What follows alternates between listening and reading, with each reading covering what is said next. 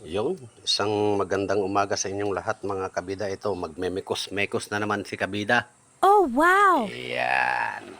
Kasalukuyang nagpapalambot tayo ng ng munggo mga kabida.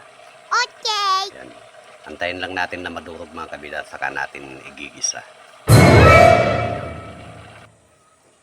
Ito din yung mga sangkap na kakailanganin natin. Ito yung pansahog natin. May leftover na karne ng manok. Tapos may luya, bawang, sibuyas.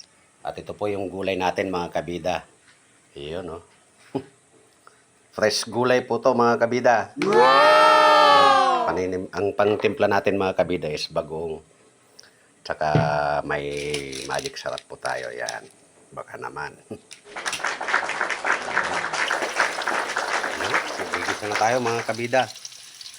Yan. Di na natin binalatan yung bawang tsaka luya. Dagdag protina din yun. Ayan, oh. Hindi ko na pinalambot ng maigi mga kabida kasi iano ko pa naman to.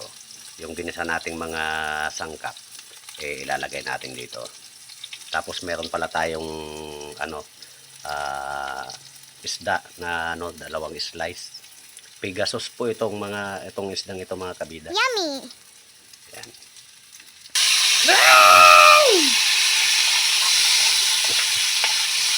Mekos lang natin saglit. Ayan. Yun, oh, maapoy-apoy pa. Yun, maglalagay na tayo ng pampaalat mga kabida. Yun, oh, GP Bunlis bagoong. Baka naman.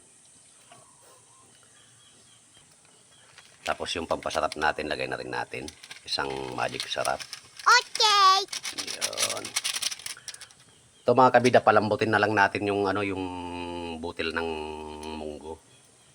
Yan. Hanggang sa madurog po siya. Saka natin ilalagay yung mga gulay. Yun, abang-abang lang na tayo ng mga 10 minutes. Yun, nilagay na natin yung mga kabida, yung mga gulay niya. Yan, hintayin na lang natin na maluto to mga kabida. At makakain na tayo.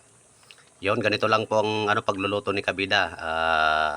Siya nga po pala, huwag kalimutang mag-like, mag-comment at mag-share na rin po kung nagustuhan nyo yung video. Yun, once again, have a nice day and God bless you all.